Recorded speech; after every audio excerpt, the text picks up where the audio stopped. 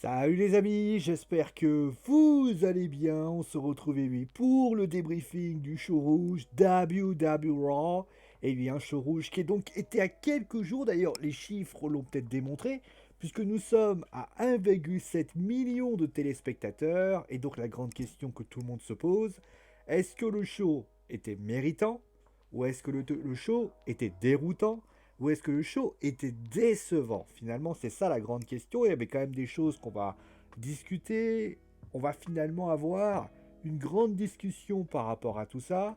On va perso parler de ce qui s'est passé au début concrètement. On va parler bien sûr de le couronnement, bien sûr, du tout nouveau champion de la WWE, Drew McIntyre. On va parler bien sûr de ce qui s'est passé avec Lana qui a encore subi. On va d'ailleurs parler de tout ce qui s'est passé avec Retribution, le changement avec Lacey Evans et Peyton Royce qui ont donc remplacé Dana Brooks et Mandy Rose. On parlera des New Day qui ont conservé leur ceinture et qui sont encore champions par équipe, des tensions du côté de la team sur Survivor Series des garçons, mais aussi du côté des filles. Est-ce une bonne idée ou est-ce une mauvaise idée?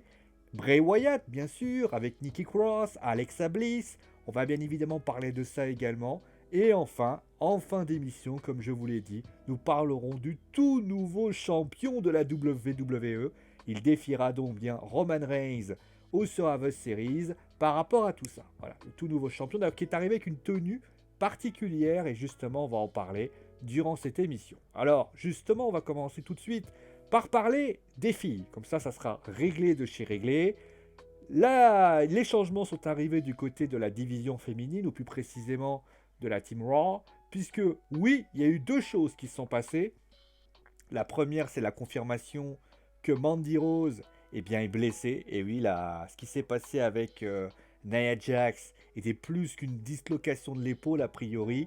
Mandy a dû malheureusement s'écarter. Ça a donc écarté Dana Brooks par la même occasion, avec l'arrivée notamment de Ray Conning, donc aka Miyahim, qui ont donc attaqué la jeune femme. Et donc à partir de là, eh bien, la WWE a mis out ces deux-là pour remplacer par Lacey Evans et Peyton Royce. Alors avant de parler de Lana en particulier, on va parler déjà du changement. Alors, je suis pas étonné. Je suis pas étonné pour une raison simple. C'est qu'à partir du moment où l'équipe fonctionnait en duo, il était logique que s'il y en avait une... Alors, encore une fois, on sait qu'il y a eu cette blessure, et peut-être que ça aurait dû être Nia Jax qui aurait dû partir. Ça, j'en suis totalement d'accord avec vous. Mais la réalité, c'est qu'il a été décidé autrement. C'est qu'il fallait donc que Nia Jax reste. Donc Mandy, c'est elle qui s'était blessée. Dana a été mis de côté parce que d'après les sources qu'on a, la WWE veut plus privilégier Mandy Rose que Sonia Deville, que Dana. Résultat, c'est ce qui s'est passé durant cette émission par rapport à ça. Ensuite, nous avons eu donc Lana. Alors, je vais vous dire les choses clairement pour que les choses soient claires. Alors, je regarde Lana, j'ai essayé de me mettre à la place de Lana, et j'ai essayé de comprendre ce qu'elle faisait. Et je suis malheureusement au regret de vous dire que après ce show, je suis toujours dans l'incompréhension de ce qu'elle veut faire. Je m'explique. Lana, qu'est-ce qui se passe? Voilà une lutteuse, enfin, même si c'est pas le niveau pour l'être, mais bon, admettons. Voici une personne qui, au final, a décidé de faire de la lutte professionnelle, comme son mari, Rousseff, ou Miro dans l'idée. Et le problème, c'est du côté de la WWE, son catch est extrêmement limité. C'est un fait, c'est une excellente manageuse, mais en termes de lutte, en tant que lutteuse professionnelle, c'est une calamité. Voilà, ça c'est la réalité. Alors après, vous pouvez pas être d'accord, vous pouvez être d'accord. En tout cas, c'est le constat que on se fait. Je le fais par quoi? Par ses qualités. Quand Lana prend limite à des matchs, notamment un match féminin pour les titres féminins de Raw, le titre féminin de Raw, et que c'est une calamité, quand tu vois que la plupart des moments qu'elle fait, c'est une calamité, que la plupart des victoires qu'elle fait, c'est souvent par roublardise, alors certes, On peut dire que c'est parce qu'elle est un peu heal, ça, non, ça suffit pas. Et donc, la réalité, c'est que, en tout cas, Lana, en tout cas, c'est une lutteuse au talent limité. Voilà, ça c'est un fait. Le problème le problème de ça, c'est qu'on aurait pu imaginer, tu sais, une sorte de shonen.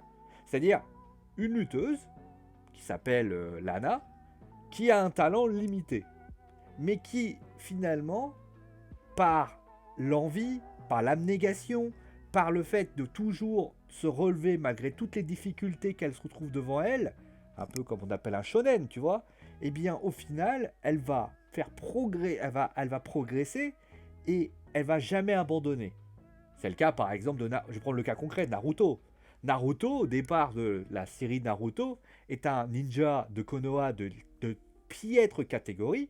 On ne sait pas il a Kyuubi, mais et au fil du temps, il développe des capacités, il est plus mature dans son comportement, il en impose. Durant ces semaines où il y a eu cette équipe, la réalité c'est que Naya ou Shayna, normalement on aurait pu imaginer une sorte de surprise. Et ce match-là aurait pu être une surprise. On aurait pu imaginer par exemple Naya ou Shayna voir Lana faire le tag et battre la team adverse. Mais non, qu'est-ce qui s'est passé? Lana a perdu, a fait perdre son équipe. Autrement dit, cette lutteuse, encore une fois, a foiré. Et en tant que shonen, c'est pas possible. En tant que shonen, en plus en termes de réaction, moi ce que j'aurais aimé de la part de Lana, c'est que malgré qu'elle prend des coups, malgré qu'elle se fait laminer dans tous les sens, eh bien elle continue à revenir, elle en veut, elle a de la volonté. Ça aurait été quelque chose de bien. À la limite, moi j'aurais voulu, par exemple, qu'elle se prenne un coach perso. Par exemple, elle aurait pu dire, voilà, j'ai un problème. Elle serait allée voir, par exemple, Adam Pearce. Elle serait allée le voir. Et par exemple, ou alors, non, là, elle tombe sur un lutteur une légende de la lutte professionnelle. Je sais pas, qui c'est qui vraiment a une capacité à être Triple H, on va dire, voilà. Même si j'y crois pas trop, voilà. Et Hunter lui dit, écoute, je vais t'entraîner et je vais faire en sorte que tu sois une grande lutteuse. Et pendant des semaines, elle s'entraîne, elle s'entraîne, elle s'entraîne, et elle devient de plus en plus forte. Voilà. Ça aurait pu être sinon Trish Stratus, ou Lita, ou Beth Phoenix. Là, ça aurait pu falloir quelque chose. T'as une sorte de mentor à élève. Ça aurait pu être sympa. Mais là, malheureusement, c'est pas ce qui s'y passe, c'est pas ce qui s'est passé. Je suis au regret de vous le dire, c'est une déception. C'est une déception parce qu'au final, finalement, alors je sais que peut-être que du côté des Survivor Series, il va y avoir peut-être Lana, elle va peut-être se révéler, elle va tenir le choc, elle gagnera peut-être finalement ses Survivor Series et ça sera peut-être la surprise du chef. Mais, il y a un mais, on sait pas, d'abord l'équipe de SmackDown, j'ai pas trop d'idées de ce que c'est, mais vous voyez l'équipe de SmackDown, je vais vous la donner d'ailleurs, comme ça à la limite ça sera fait. Voilà, sur Survivor Series 2020, je vais vous la donner. Quand vous prenez la team, donc vous avez Bianca Belair, Ruby Riott, Liv Morgan, il reste deux personnes qui vont intégrer. Je pense que Natalia sera intégrée, mais la WWE va vouloir mettre en avant surtout Bianca, qui pour moi est celle qui est la troisième dans la liste, malheureusement. Donc, si on prend la liste, là, ce que vous prenez la liste, ça, il est évident que Lana va se faire éliminer. En tout cas, ça se trouve à se faire éliminer piteusement. Non, ça n'est pas possible. Ça n'est pas possible et ça donnera pas du tout de la belle consistance à tout ça. C'est une rivalité qui aurait pu être très bonne, qui aurait pu apporter un côté shonen qui n'a pas beaucoup à la WWE. Mais ce que j'ai du mal à comprendre, c'est qu'on avait fait ça du côté de Seth Rollins, où Seth Rollins se faisait laminer semaine après semaine, et au fil du temps, il a entre guillemets, trouvé les ressources nécessaires mentalement pour réussir à battre Lesnar. Bah, j'ai envie de te dire pourquoi ça n'a pas été fait pour ça. Voilà.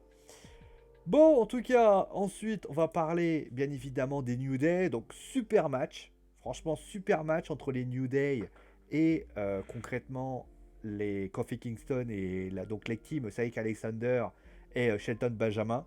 Franchement, c'était un super match. Ça allait dans tous les sens. Franchement, c'est un match vraiment que j'ai vraiment apprécié. Il n'était pas utile ce segment d'avant. Moi, clairement, je ne l'ai pas écouté. Mais franchement, c'était sympa. C'était vraiment sympa comme match. C'était vraiment un match où tu sentais que les mecs, ils avaient envie, quoi. D'ailleurs, je suis surpris, et je tenais à le dire, pourquoi Azuka n'a pas défendu sa ceinture contre une tierce personne. D'ailleurs, parlons également, je n'en ai pas parlé, de la ceinture féminine des championnes versus championnes. Asuka Sasha Banks, ça n'a pas été buildé ne serait-ce qu'une seconde. Les New Day contre les Street Profits, pareil. Bobby Lashley, Sami Zayn, il y a eu quelques petits mots. Moi, j'attends de la part de SmackDown qu'on là, ça y est, on met en place ces choses. Il n'y a que Drew McIntyre qui est à l'écouter de SmackDown. C'est insuffisant. S'il y a une période où on peut casser, entre guillemets, le côté roster, c'est bien ce moment-là. Voilà. Donc voilà, super match et j'étais super content. Voilà, comme je l'ai dit. Ensuite, parlons de ceci. Alors, je suis... Mais alors, comment je vais dire ça? Je suis très énervé. Je suis très énervé pourquoi? L'idée de... Alors, qu'une équipe, la Team Raw, soit en tension perpétuelle, pourquoi pas? Pourquoi pas, j'ai envie de te dire, ça reste acceptable, etc. Déjà, faut m'expliquer pourquoi AJ n'a pas lutté une seule fois dans un match. Qu'est-ce qui s'est justifié? Moi, je vais finir par croire que AJ est blessé. Maintenant, la deuxième chose à dire, c'est l'équipe. L'équipe en elle-même a été une catastrophe. Je ne sais pas comment ce sera du côté de SmackDown, parce que je pense que ça sera pareil. Je doute fort que King Corbin arrive à s'entendre avec Kevin Owens ou inversement. Ça va être compliqué. Que Jey Uso et Kevin Owens arriveront à s'entendre, clairement. Mais la réalité, c'est qu'ils ne... En tout cas, ce qui est certain, c'est qu'ils ne peuvent pas faire un show de un match qui se contenterait de ça. Voilà. Maintenant, moi je me pose une question. La question, je la pose et vous pouvez me répondre. Pourquoi n'avons-nous pas cassé les règles du Team Raw versus Team SmackDown? Pourquoi n'avoir pas fait un Team Raw contre la Team Retribution? Tu mets une fille et tu mets 4 mecs. Pourquoi c'était pas possible? Après, pour la Team SmackDown, à la limite, trouve des gens. Tu dois créer un clan autour de Roman Reigns. Essaie de réfléchir un peu comment tu peux faire. Et puis, si jamais on n'avait pas eu de Team SmackDown, est-ce que ça aurait été un crime? La rivalité de Raw, en ce moment, qu'on essaie de construire et qui est une catastrophe ambulante, c'est la Team Retribution. Pourquoi la Team Retribution n'est pas intégrée? D'ailleurs, je tiens à signaler une chose. Retribution n'a fait aucun pay-per-view depuis qu'ils sont arrivés à la WWE. Attends, attendez, je remets. Ils ont fait... mea culpa, ils ont fait Hell in a Cell. Pour le résultat qu'on... Ah, voilà, je vais reprendre les phrases telles que c'est. N'ont jamais gagné dans un pay-per-view. C'était peut-être le moment de les rendre crédibles avec Retribution. Retribution, c'est quand même un clan qui est considéré comme les frustrés de la WWE. J'ai un contrat, je suis pas respecté, etc. Bah, malheureusement, pour moi, c'est une réalité. Et le plus dans tout ça, c'est qu'à la limite, tu ferais un match à 4 versus 4. À la fin, les mecs se décident de se dire, on va faire une fusion entre les 4, on va s'entraîner, on va donner notre maximum, etc. Pourquoi pas? Le problème, encore une fois, je le répète, ça se tend tout le temps, ça s'engueule, ça se dispute. Bah, moi, j'ai envie de dire, ouais, mais non, ça suffit pas. C'est de la merde, en fait. Enfin, voilà. Moi, je sais pas comment ça va être amené au Survivor Series, mais je suis très très craintif par rapport aux deux matchs traditionnels. Bobby Lashley, Sami Zayn, les New Day contre les Street Profits, Asuka, Sasha Banks ou Drew McIntyre, Roman Reigns. Je pense qu'il y aura des 4 gros matchs. Parce que les mecs sont quand même des talents, etc. Les féminins, on peut imaginer quelque chose. Mais alors du côté des garçons, je me pose vraiment la question. On peut pas mettre un match classique tel que c'est avec tout ce qui s'est passé. Je sais pas où vont la WWE, mais j'espère qu'ils vont pas dans le mur en tout cas. Bon, on va continuer. Et nous allons parler bien évidemment de Bray Wyatt avec Nikki Cross, Alexa Bliss. J'ai une énorme incohérence quand même. Bray Wyatt a quand même fait peur à la famille du Miz. Et le Miz fait de la négoce avec lui. Moi je trouve ça nul. Après, pour Alexa Bliss, j'ai envie de te dire... le seul regret que j'ai avec Alexa Bliss, c'est Nikki Cross. Qui décide de lui mettre des pâtés Alors que, je suis désolé, hein, je rappelle pour information que c'est sa meilleure amie, qu'elle essaie de la faire revenir. Moi, ce que j'aurais fait, et j'espère que ça sera fait, j'espère que Nikki va pas vouloir affronter Alexa Bliss. Mais tu vas lui mettre des bandales dans la tronche, tout ça parce que t'apprécies pas ça. Moi, ce que j'aurais fait, tu sais, de la part d'Alexa, c'était un truc, limite, elle lui fait des câlins, elle l'embrasse, elle lui dit, bah, viens, on va voir Bray Wyatt, toi. D'ailleurs, quand Bray Wyatt arrive, Nikki Cross doit être désespéré, ça se voit pas. Dommage. Bon, Bray Wyatt, en tout cas, il a été égal à lui-même. Après, j'étais un peu déçu que le film ne vienne pas. Mais après, quand j'ai vu ça, ah bon. Franchement, c'était sympa et c'était intéressant. Et donc, on va parler maintenant, et oui, de cette décision. Alors, il y a toujours un changement de titre avant les Survivor Series. Maintenant, c'est un peu la mode. Et donc, la question, c'est est-ce qu'il fallait mettre Drew McIntyre champion de la WWE après l'avoir fait perdre à Hell in a Cell? Je suis très perplexe. Je suis très perplexe parce que, sur le principe, ça me dérange pas. Mais, au final, est-ce que Drew McIntyre devait remporter cette ceinture? L'idée, en fait, je vais être très honnête avec vous, il était quasi certain qu'il remporterait la ceinture. Pourquoi? Orton versus Reigns, heel versus heel. Pas un problème là? Et qui plus est, il y a un truc, c'est que Drew McIntyre est venu voir Roman Reigns. Randy Orton ne l'a jamais vu. Il y a quelques petits indices qui avaient été faits. Et plus important, il y a eu un spoil énorme. C'est tout simplement le fait qu'il est venu avec son l'épée, machin. Quand tu fais une entrée spéciale, c'est que tu vas gagner. Bah oui. Ils auraient fait double entrée, etc. Pourquoi pas? Et au final, ben... Après, alors attention. Je dis ça. Après, pour ce qui s'agit du match, franchement, moi, quand ils ont fait no dick, je me suis dit, voilà, ils vont faire une... Non, ils ont quand même mis des tables, ils ont quand même essayé les tables, ils ont quand même essayé les chaises, ils ont mis... Franchement, ils ont fait un peu d'extreme. C'était pas grand-chose. Par contre, je suis un peu déçu d'une chose. Où est Bray Wyatt? Moi, j'aurais aimé que Bray Wyatt mette son grain de sel dans ce match. J'aurais aimé que le Miz mette son grain de sel dans ce match. J'aurais aimé les voir présents. Parce que si Bray Wyatt, si, admettons, le Fiend vient, mais alors c'est exceptionnel. Le Fiend, il arrive, il s'en prend à Randy Orton. Randy Orton versus le Fiend plus tard. Ça aurait été génial. Là, Randy Orton, il va faire quoi, là? Il n'aura pas de match au pay-per-view? Voilà. Maintenant, bon, on verra ce qui se passera. Moi, j'attends de voir, mais bon, après, je suis pas regardant à cette idée-là. Et au final, bah voilà, on va voir comment ça se passe. Et donc, le bilan du show, bah, vous avez pu vous en rendre compte, je n'ai pas ragé. Encore une fois, il faut bien différencier deux choses. La première, c'est les critiques et les reproches. Le côté râlage, si vous voulez. Là, les critiques que j'ai fait, c'est parce que je pense que le scénario qui a été mis en place est brouillon. C'est ce que je reproche à Raw depuis le début. Un scénario doit être simple. Tu dois pouvoir emmener, concrètement, tu dois pouvoir emmener ta personne à un point A, à un point B, à un point C, à un point D, à un point E, et ainsi de suite. Tu peux pas arriver à un point A, faire un A', partir sur un A second, et après repartir sur du B, mais revenir sur le A'. Tu perds les gens. Tu peux faire des mouvements de rebondissement, bien évidemment, avec des trucs un peu comme ça, qui reviennent à un moment donné. Je veux bien.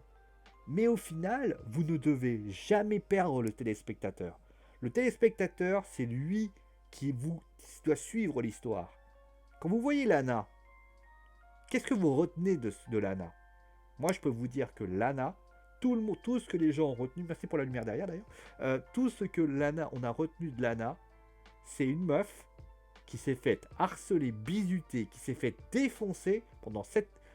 D'ailleurs, c'est devenu même un sorte de private joke, puisque les mecs, ils ont fait, oh, bah, ça fait 8 fois qu'elle est en train de se faire écraser sur une table. Et au Survivor Series, elle se fera écraser sur une table. Bah, j'ai envie de te dire, bah non, c'est de la merde. Le changement, parce qu'à un moment... Non, C'est de la merde, encore une fois. L'absence de rétrip. Enfin, il y a plein de choses qui ne vont pas. Et mais, on a bien pu voir qu'à Hell in a Cell, qu'à Clash of the Champions, on a pu voir que la WWE, pour le moment, arrive toujours à nous sortir de très bons pay-per-view. On l'a vu à Hell in a Cell, c'était un excellent pay-per-view. On l'a vu à Clash of the Champions, c'était un excellent pay-per-view. Pour le moment, la WWE ne se loupe pas dans les pay-per-view. Ils mettent les bouchées doubles, ils font ce qu'ils ont à faire, et honnêtement, on ne peut être que satisfait de ce qu'ils proposent. Mais la réalité, mon gars, et la réalité c'est votre réalité aussi, c'est que pour moi, ça n'est pas suffisant. Il va falloir faire plus. Il va falloir démontrer plus. Parce que c'est pas... là, il y a eu 1,7 million. Pourquoi? Il y avait des matchs de championnat. Il y avait les Survivor Series. On voulait voir un peu ce qui se passe. Mais il faut continuer. C'était un bon show, clairement. Parce que je vais quand même le dire. Mais ça reste un show où tu dois te dire... Bah, là, je suis en train de trouver des points positifs. Non. Il faut que ce soit bon. Et là, il n'y avait pas grand-chose d'ailleurs pour information. Il y avait un segment, un match, un segment match, un match, un segment, un match et un match. Pas grand-chose, mais pourtant, tout se construisait parce qu'ils ont pris le temps de développer. Ils ont mis peut-être des matchs de plus de 20 minutes. Peut-être que c'est ça qu'il faut faire aussi. Faire des matchs un peu plus longs pour pouvoir rendre ça plus intéressant. Voilà. N'hésitez pas à me dire voilà ce que vous avez pensé en tout cas de ce show. Dites-moi ce que vous avez pensé. Mettez un pouce bleu si vous avez apprécié. Mettez bien évidemment ou tout simplement un amour, un love, votre 06 si vous êtes une jolie femme. Voilà. Bon, plus sérieusement, allez, prenez soin de vous les amis et ciao tout le monde.